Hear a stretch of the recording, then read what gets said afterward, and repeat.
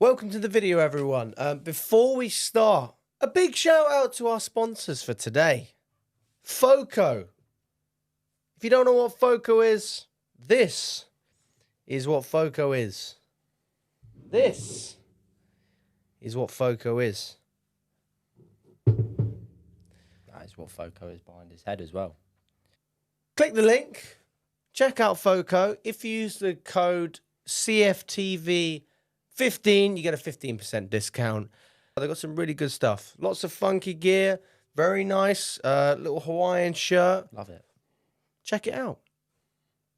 Hi everyone, welcome back to Chelsea Fan TV and welcome to a Chelsea news video. The Premier League is just a day away, yet Chelsea can't help but continue the transfer rumours, the sagas, the talks, the intriguing little whispers of who could potentially be coming to Chelsea at the end of this window.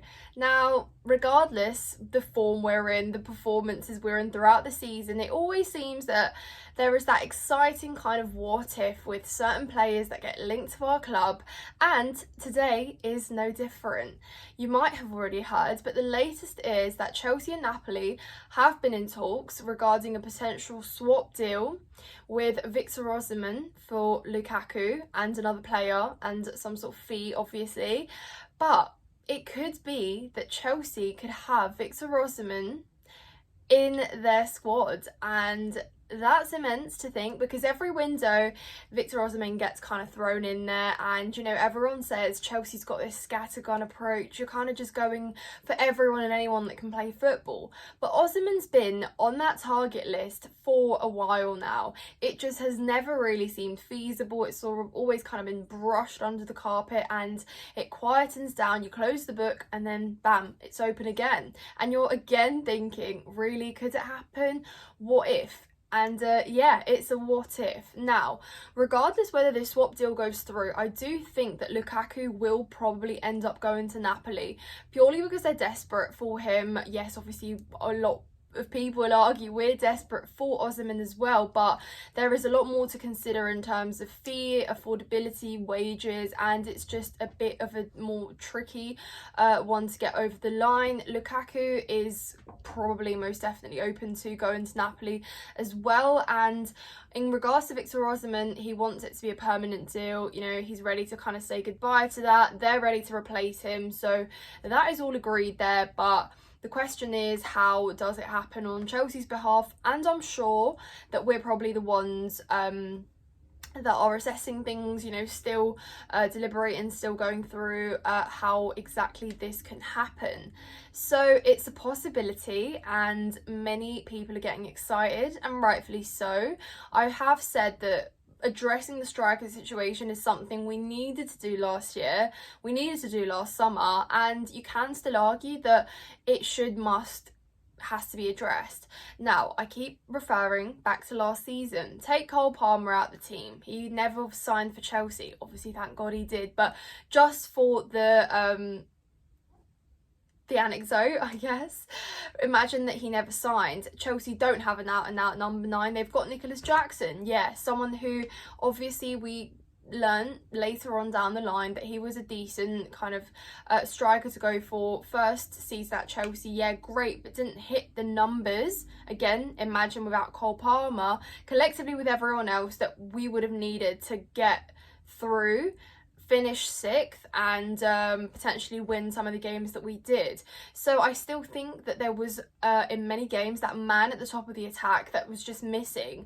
Even for some of the crosses that Palmer was putting in, there was always that kind of gap at times. It was very felt. Now imagine a fit Victor Osimhen who can replicate what he's been doing at Napoli for the last few years, just being that target man, just being the athletic guy that he is, that can bully defenders, that knows exactly what it takes, and probably wouldn't even need that long, or wouldn't take that long for him to adapt. Now we're talking what ifs here, because we know that strikers coming to Chelsea, I always say, you could be the best striker in the world, come to Chelsea, deliver again, replicate that, and then we can officially give you that title. So it could be a similar situation. We don't know what an Osimhen at Chelsea could look like, but on paper everything does seem pretty like straightforward with regards to what you could get.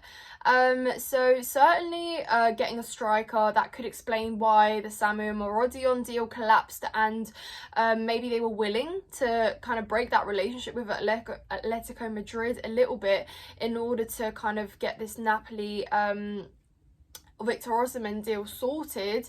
But it is still in Chelsea's best interest to find and secure that move for Conor Gallagher, which we know could involve Joao Felix. Wow, we're really not complicated, are we? We're really not overcomplicating this. Yeah, a lot of just a big mess that we're clearly trying to fix here. But it does mean that if Chelsea this whole time have just been trying to pursue Victor Osimhen and are now ready to finally make it happen, then it could make sense why this other deal has gone a little bit messy, a little bit south. But it's safe to say that Atletico Madrid might be avoiding doing business with us for a long while. Obviously after the Conor Gallagher one is done, because they do really want him. So yeah, that is we'll talk about Conor Gallagher in just a second, but I'm keen to know your thoughts, guys.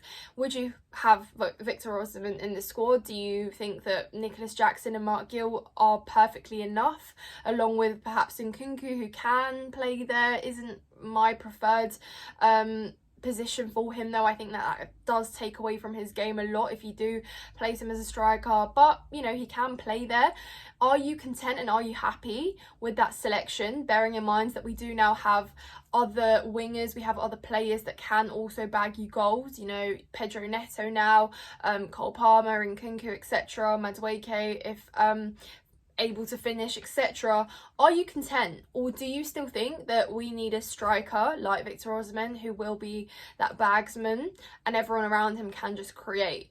Because otherwise we're relying on someone like Nicholas Jackson to really step up again, replicate what he did last season, which for his first season at Chelsea really wasn't disappointing or subpar in the slightest, I wouldn't say.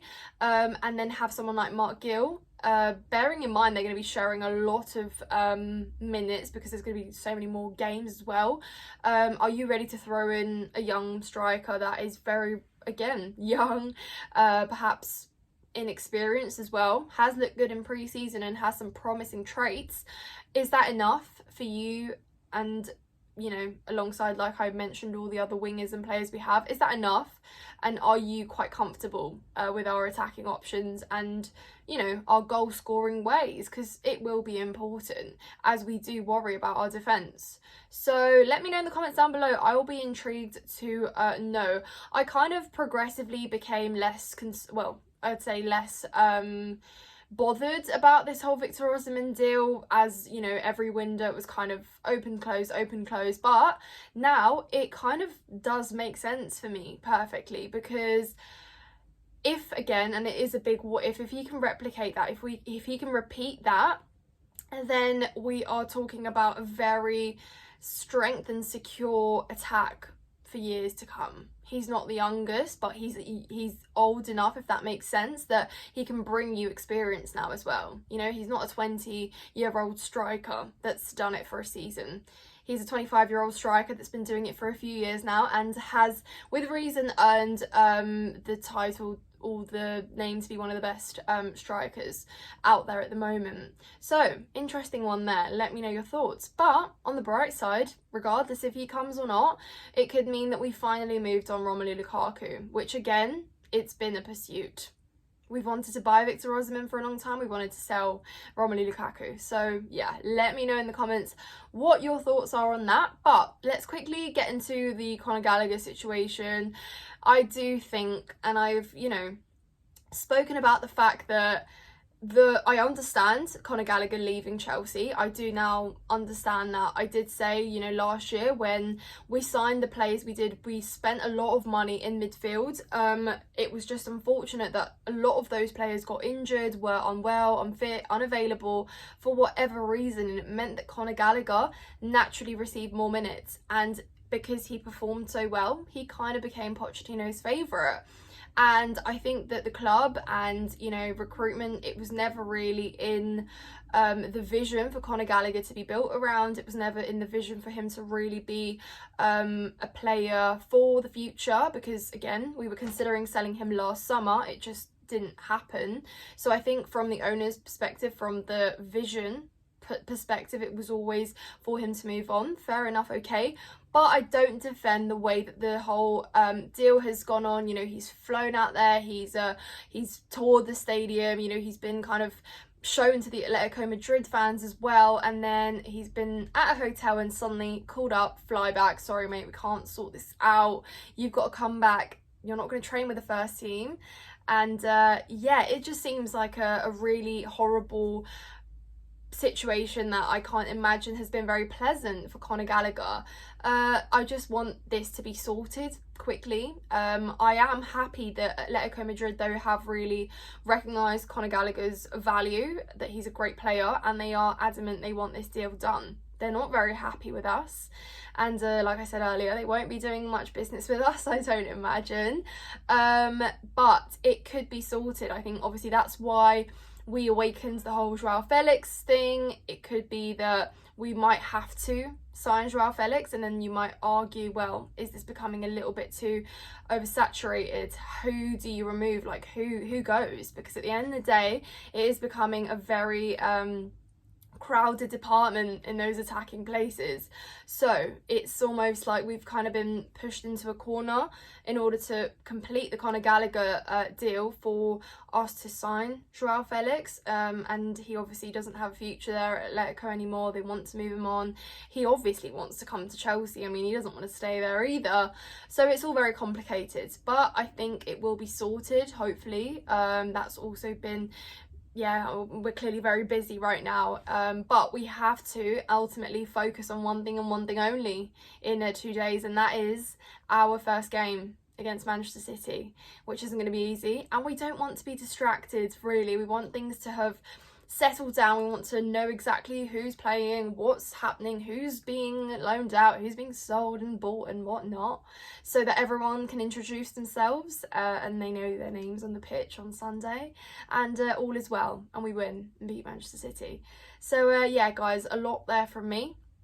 I hope you've enjoyed this video, a little bit at least, and yeah, like I said, check out my personal channel if you have enjoyed this video. Like, comment your thoughts, and yeah, up the Chels.